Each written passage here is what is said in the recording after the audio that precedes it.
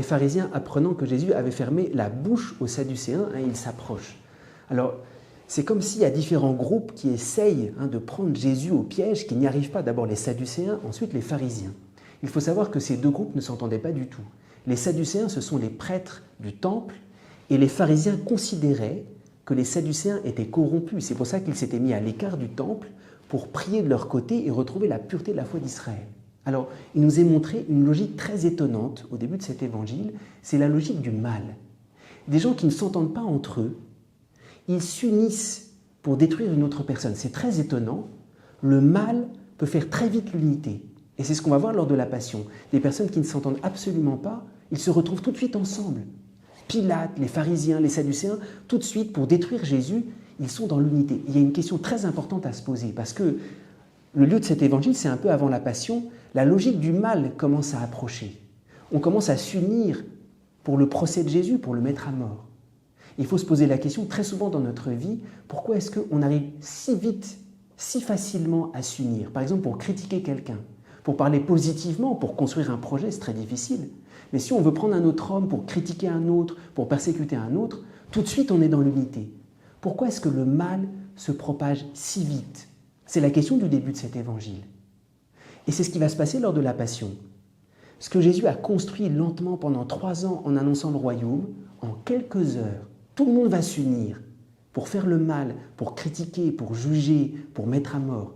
À partir de la mort et la résurrection du Christ, le mal est rapide, mais le bien à partir de la Passion est tellement à notre portée. Notre conversion, notre retour à Dieu peut se faire en un instant. Alors oui, il y a cet aspect terrible du mal parce que les hommes sont abîmés, les pharisiens, les sadducéens, tout le monde s'unit. Mais ils vont être doublés dans la Passion du Christ. La conversion, la bonté de Dieu, elle est à notre porte et elle est plus rapide, si on le veut, que tout le mal qui déferle dans notre humanité. Il faut savoir qu'à l'époque de Jésus, il y avait différents débats dans les écoles des pharisiens pour savoir quel est le plus grand commandement. Il y avait d'autres débats. Il y avait par exemple, peut-on renvoyer sa femme pour n'importe quel motif? Il y avait différentes écoles. Et il y avait tout un débat. Par exemple, pour certains pharisiens, le premier commandement, c'était le sabbat. Le plus important, c'est de respecter le jour du sabbat. C'est ce qui est donné dans la Genèse. Donc c'est le premier commandement, c'est le plus important. Il y avait différentes écoles de pharisiens qui disaient « mais tel commandement est plus important, plus primordial que tel autre ». La réponse de Jésus est extrêmement étonnante parce qu'en réalité, il ne donne pas vraiment un commandement, il donne plus qu'un commandement. Jésus dit « Tu aimeras le Seigneur ton Dieu de tout ton cœur, de toute ton âme, de tout ton esprit ». C'est une parole qui vient du Deutéronome. Le Deutéronome, c'est le dernier livre du Pentateuque qui reprend les 10 commandements, mais qui rajoute cette parole « Écoute Israël, le Seigneur ton Dieu est l'unique Seigneur, tu aimeras le Seigneur ton Dieu de tout ton cœur, de toute ton âme, de tout ton esprit ». Et d'une certaine manière, c'est plus qu'un commandement, c'est l'esprit de la loi. Jésus nous dit, le commandement le plus impératif, c'est l'esprit même de la loi. Tu aimeras le Seigneur ton Dieu de tout ton cœur. Et ça pose une question assez étonnante. Comment est-ce qu'il peut y avoir un commandement pour l'amour? On comprend qu'on dise, c'est l'esprit de la loi. La loi est portée par l'amour.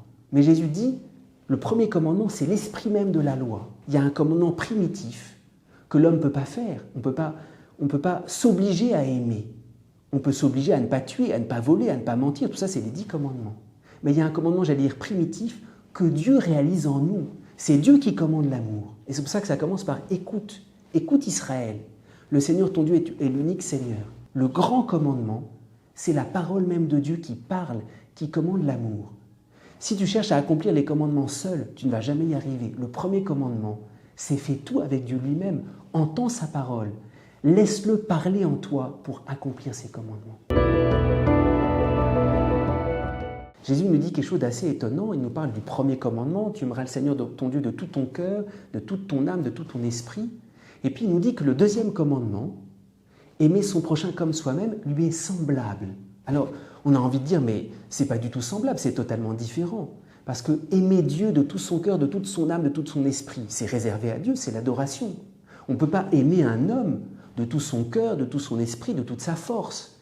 Ça serait de l'idolâtrie. On ne peut aimer totalement avec cette espèce de plénitude absolue que Dieu lui-même. Un homme, on peut beaucoup l'aimer, mais pas l'aimer avec cette plénitude qui est réservée à Dieu. Alors, on a la tentation de dire à Jésus, mais ce n'est pas du tout la même chose. Pourquoi est-ce que tu dis que l'amour de Dieu, qui prend tout, c'est l'amour d'adoration? Et que l'amour du prochain, pourtant, est limité. Je ne peux pas aimer, je ne peux pas mettre tout mon cœur dans un mortel. Pourquoi tu dis que c'est la même chose? Alors, sans doute la réponse, elle est en Jésus lui-même. Lors de la Passion, il y a quelque chose de très étonnant qui se réalise lors de la Passion. Jésus lui-même nous fait comprendre qu'on est comme aimé autant que Dieu. Pourquoi? Parce que lors de la Passion, Jésus dépose sa vie pour nous. Il nous fait comprendre tu as la même valeur que Dieu lui-même. En réalité, ce commandement, ils deviennent comme la même chose lors de la Passion du Christ. Mais en dehors, c'est deux choses différentes. Il y a l'adoration à l'égard de Dieu, il y a l'amour à l'égard des hommes, ce n'est pas tout à fait semblable. Lors de la Passion, en toute vérité, l'amour de Dieu et l'amour du prochain s'unissent.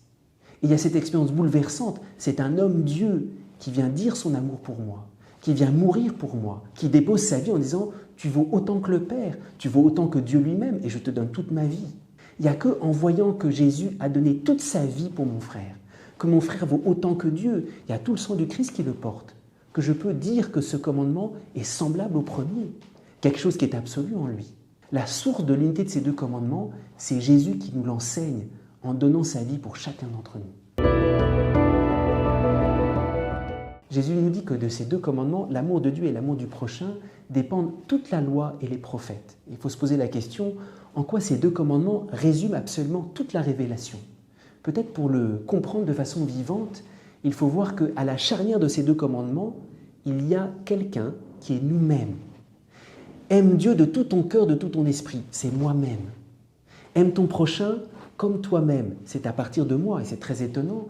L'amour du prochain est mesuré par l'amour de moi-même. Aime ton prochain comme toi-même. D'une certaine manière, tu dois t'aimer plus que le prochain. Alors, nous-mêmes, nous sommes à la charnière de ces deux commandements. Et c'est très important, c'est nous-mêmes qui devons nous laisser remplir par cet amour total de Dieu, tout notre esprit, tout notre cœur, toute notre force. Et c'est à partir de nous-mêmes que nous pouvons aimer le prochain.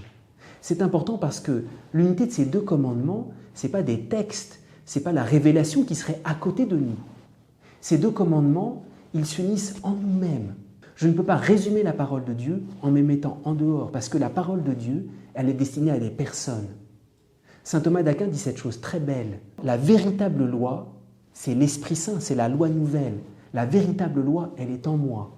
Et l'Écriture est relative à cette grâce, cette loi qui m'est donnée.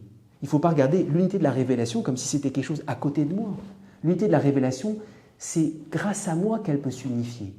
Quand je me laisse aimer par Dieu, quand j'aime mon prochain, en moi-même, la révélation prend toute son unité. Alors, il ne faut jamais lire la Bible, il ne faut jamais lire un commandement en se mettant en dehors comme un spectateur.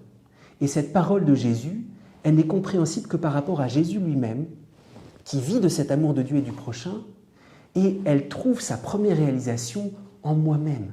Je suis le premier dépositaire de la parole de Dieu. Et c'est en moi que Jésus parle. C'est très impressionnant, c'est en moi que Jésus fait l'unité de toute cette parole.